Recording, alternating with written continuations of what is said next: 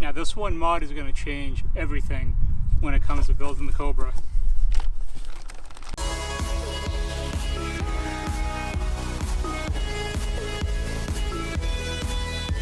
So the time's finally come where I can start talking about everything going on the Cobra for this year. This is not everything that I'm doing. There is more stuff coming. I'll get into that in just a little bit longer. But this is all the stuff that I've ordered to date. And also there's some stuff that I actually had to cancel, and I'll explain why in just a little bit.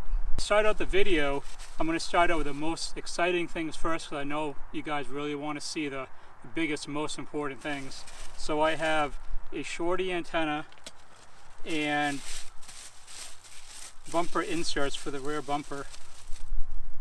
What, you guys didn't come here for antennas and bumper inserts? Are you not entertained? Is this not why you are here?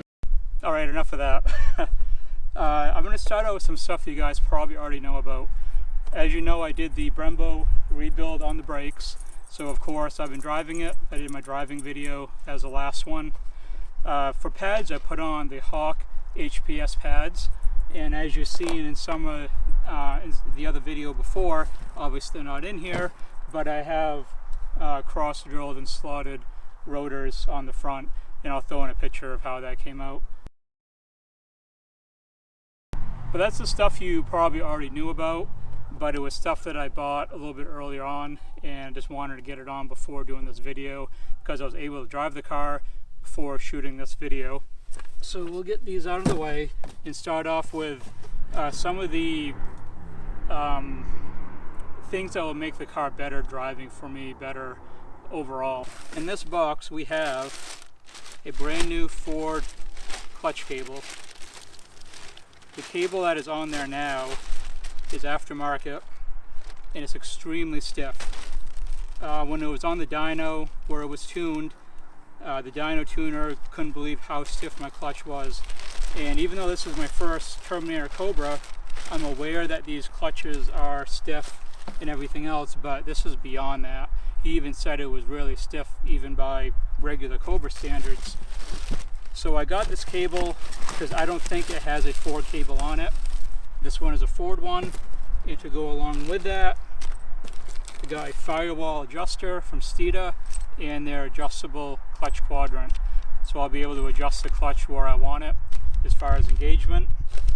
So that's going to make basically driving the Cobra much better than what it currently is.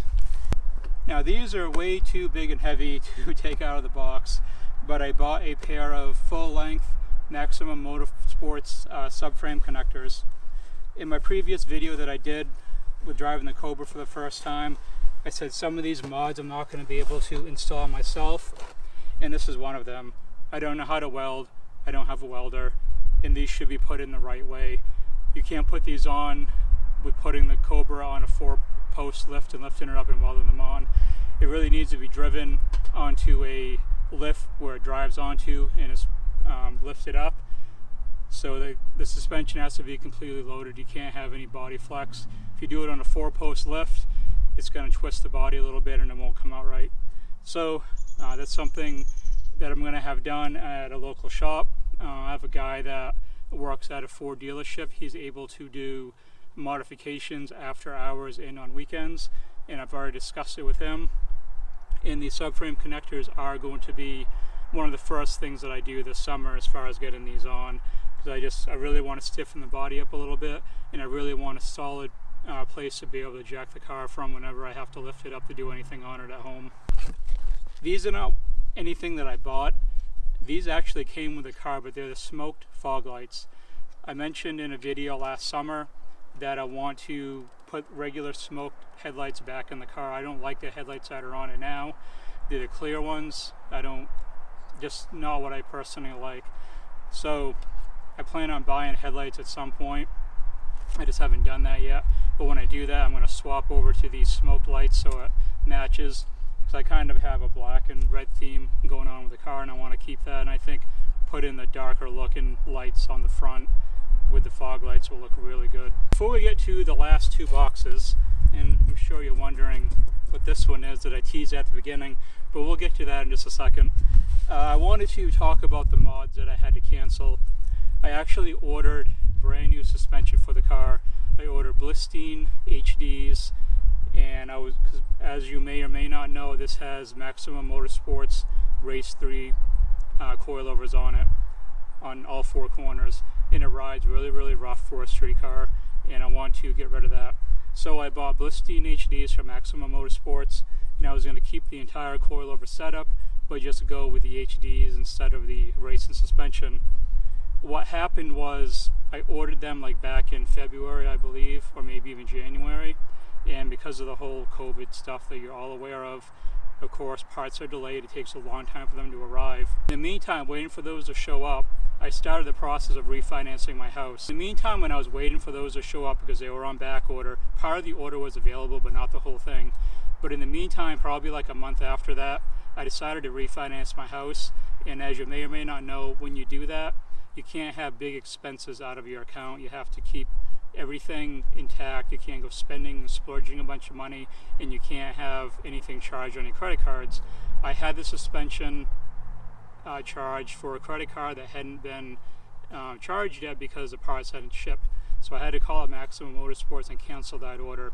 I'm having second thoughts about doing coilovers on the entire thing, so I'm going to look over my options a little bit more. I may just do regular springs on the back with the HD Blistines and keep coilovers on the front and run either HR springs or iBox or something like that on the back. I got to look into it more before I really decide on what I want to do, but that is another mod for the car that is coming later this summer that I really want to buy once the house refinancing is all done, and I just want it to be a better driving street car, better at handling and better overall riding than it is now, because it handles really good in a race car type environment, but for regular street driving it's not the best.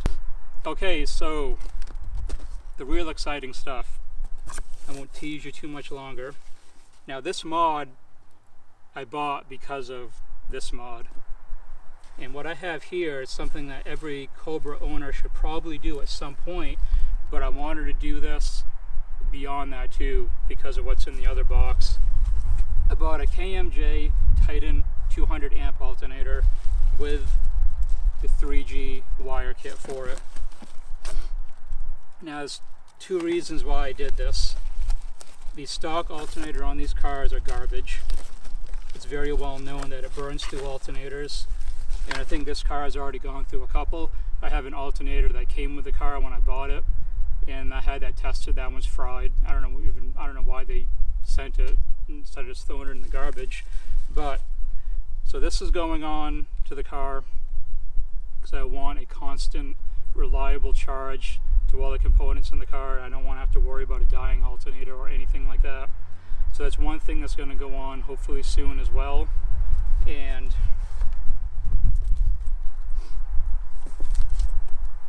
the reason why I bought that, and the reason why this mod in the box is going to change a lot of what's going on with this car,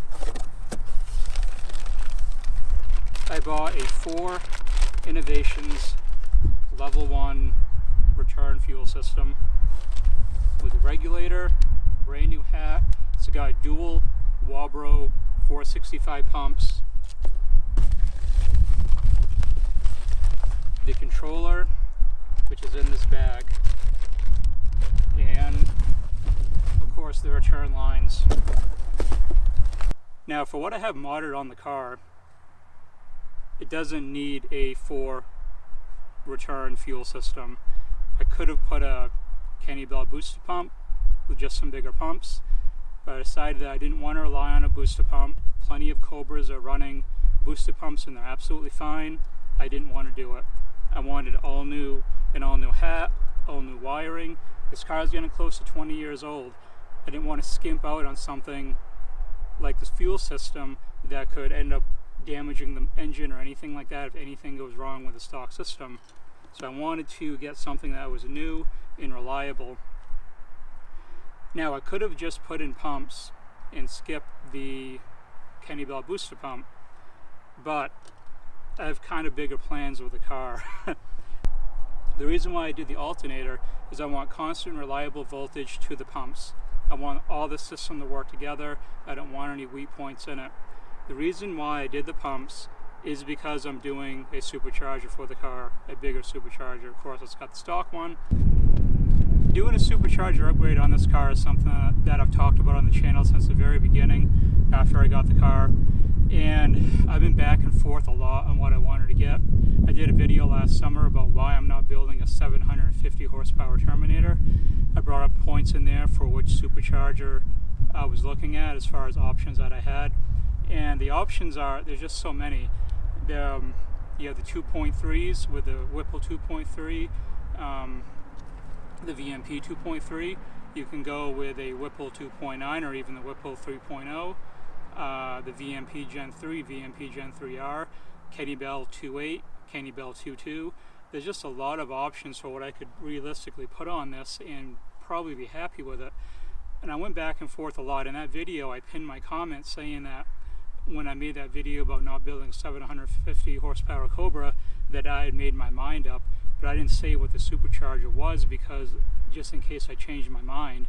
And at that time, what I planned on getting, I actually ended up changing my mind on it. And everyone's probably wondering, what am I going to get on this? Am I going to go smaller with a 2.3? Am I going to go bigger with a bigger VMP or a bigger Whipple, like the Whipple 2.9 or something like that? I was going to do like a big reveal video for which blower I'm going to get when I actually buy it and when it shows up, but I figured that I probably might as well just tell you guys. I know you've been waiting a long time to know what I'm going to get. And as far as when I'm going to get this, I'm hoping in a couple months, sometime in May, if everything works out the way that it's looking right now. It looks like it could happen in May, so we'll see how that goes. But as far as which supercharger I'm going to get, I finally decided on getting. So we're getting a lot of but we do get them a lot. So that's it, guys. I hope you like the video. Hope you like the upcoming mods for the car. Like I said, there's more. This isn't just everything. There's more stuff that I want to do. Full tilt boogie racing bushing kit is something I've always wanted to do on this car. Something I still want to do this year if I can fit it in. As you see, I got my plate full with a lot of stuff to get installed on the car. Some will be done on video. I'll try to get as much of it on video as possible, no matter where I get it done or if I'm having someone helping me or doing it on my own. But we'll get to that point when we get there.